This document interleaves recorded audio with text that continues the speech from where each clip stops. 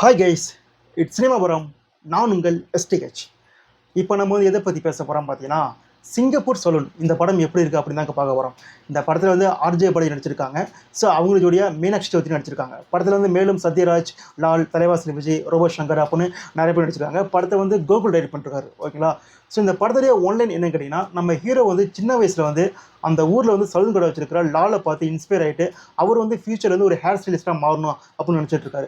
So அதுக்காக வந்து அவர் காலேஜை முடிச்சும் கூட அவருக்கு நிறைய ஆஃபர்ஸ்லாம் வருது. ஸோ அதெல்லாம் ஒதுக்கி வச்சுட்டு அவர் வந்து ஒரு ஹேர் ஸ்டைலிஸ்ட்டாக மாறுறாரு. ஃபியூச்சரில் வந்து அவர் வந்து ஒரு தனியாக வந்து ஒரு பெரிய சலூன் ஆரம்பிக்கணும் அப்படின்னு ஒரு எய்மாக இருக்குது. ஓகேங்களா? ஸோ அதுக்காக பார்த்தீங்கன்னா ஒரு 3 அப்பார்ட்மெண்ட் வந்து கட்டிட்டு இருக்காங்க. ஸோ அதில் வந்து கிட்டத்தட்ட வந்து ஒரு 1000 ஃபேமிலிஸ் வரப்போதே அப்படின்னு நினச்சிட்டு, ஸோ அதுக்கு ஆப்போசிட்டில் பிரம்மாண்டமாக ஒரு பெரிய சலூன் வந்து ஓப்பன் பண்ணுறாரு.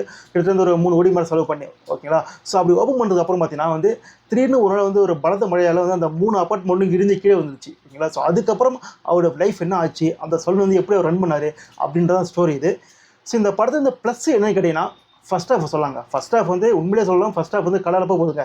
அது முக்கியமாக வந்து சத்யராஜ், ரோபோ சங்கர் வந்ததுக்கு அப்புறம் பார்த்தீங்கன்னா படமே வந்து ஒரு வேறு லெவலில் கலர் மாறுது. சும்மா ஃபன்னாக ஜாலியாக போயிட்டு இருக்குது படம். ஃபஸ்ட் ஹாஃப் ஃபுல்லாக அப்படியே போயிட்டு இருக்குது. ஏன்னா ஃபஸ்ட் ஹாஃப் வந்து காமெடி நல்லா ஒர்க் அவுட் ஆகிருக்கு, சில இடத்துல நல்லா ஒர்க் அவுட் ஆகிருக்குது. ஓகேங்களா?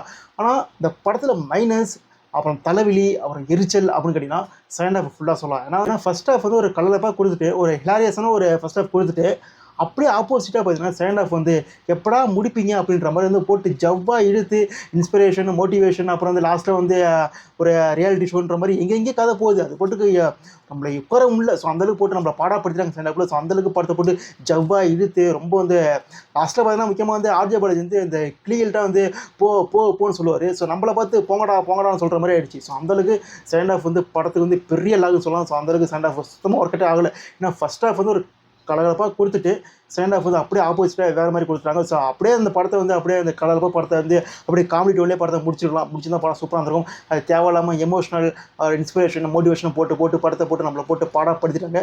அப்புறம் பார்த்தீங்கன்னா அந்த படத்தை வந்து கெஸ்ட்டோட வந்து நிறைய பேர் எடுத்துருக்காங்க. அரவிந்த் சைமா வராரு சீனு.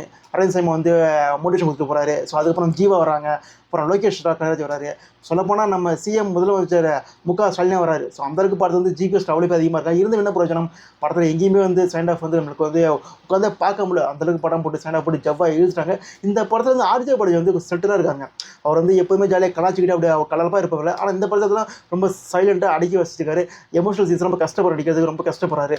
மற்றபடி சத்யராஜ் வந்து அவர் புதுமையாக பார்க்குறாரு. அவர் வந்து சத்யராஜ் வந்து நம்ம வந்து ஒரு வில்லன் கேரக்டர் பார்த்துருப்போம், ஒரு தடாலடையான ஒரு லோக்கலாக ஒரு லொல்லு பிடிச்ச கேரக்டர் பார்த்துருப்போம். ஆனால் இந்த படத்தில் பார்த்தீங்கன்னா ஃபுல்லாக வேறு கலர். அப்படியே வந்து ஃபஸ்ட் ஹாஃப் ஃபுல்லாக அப்படியே காமெடியான கேரக்டர் தான். அப்படியே செகண்ட் ஹாஃப் கூட வேறு மாதிரி கொஞ்சம் எமோஷனாக இருக்கும் செகண்ட் ஹாஃபில். ஆனால் ஃபஸ்ட் ஹாஃப் ஜாலியாக இருக்கும். வந்தவங்க தான் படமே மாறும். அந்தளவு தான் சத்யராஜ் கேரக்டர் இந்த படத்தில் இருந்துச்சு. இந்த படத்தில் வந்து ஹீரோயின் தேவையில்லை. ஏன்னா ஹீரோயினுக்கு வந்து வேல்யூ படத்தில் கிடையாது, சும்மா வந்து பேருக்கு வச்சு வச்சுருக்காங்க. ஆனால் இந்த ஹீரோயின் தான் வந்து நம்ம விஜய் சார் வந்து நடிச்சிருக்கல வெங்கட் படத்தில் கோட்டு. ஸோ அந்த பற்றி இவங்க தான் ஹீரோயின் சொல்கிறாங்க. ஸோ அவங்க இந்த படத்தில் சுத்தமாக வேலையே கிடையாது. சும்மா பேருக்குன்னு அந்த ஹீரோயின் வச்சுருக்காங்க இந்த படத்தில். ஸோ மற்றபடி இந்த அவங்களுக்கு வந்து சுத்தமாக எந்த வேலையுமே கிடையாது. ஸோ மொத்தத்தில் இந்த படம் எப்படின்னு கேட்டிங்கன்னா ஒரு ஜாலியான ஃபஸ்ட் ஹாஃப். ஓகேவா? ஸோ அதுக்கப்புறம் கஷ்டப்பட்டு நம்ம போராடி நீங்கள் பார்ப்பீங்கன்னா நிச்சயம் பாருங்கள். நீங்கள் வந்து ஒரு டைம் நீங்கள் பார்க்கலாம். கொஞ்சம் கஷ்டப்பட்டு பார்த்தீங்கன்னா ஒரு டைம் நிச்சயம் நீங்கள் பார்க்கலாம். செகண்ட் ஹாஃப் கஷ்டப்பட்டு பார்த்தீங்கன்னா ஒரு டைம் நிச்சயம் நீங்கள் படத்தை பார்க்கலாம். இந்த படத்துக்கு நம்ம வந்து 5க்கு 2.7 ரேட்டிங் கொடுத்து இந்த வீடியோ முடிக்கிறோம். சிங்கப்பூர் சலூன் இதை விட நிறைய சலூன் ஊரில் இருக்குது. அந்த சலூன் முடிவெட்டுங்க சொல்லிட்டு மீண்டும் சந்திப்போம். Tata, bye bye.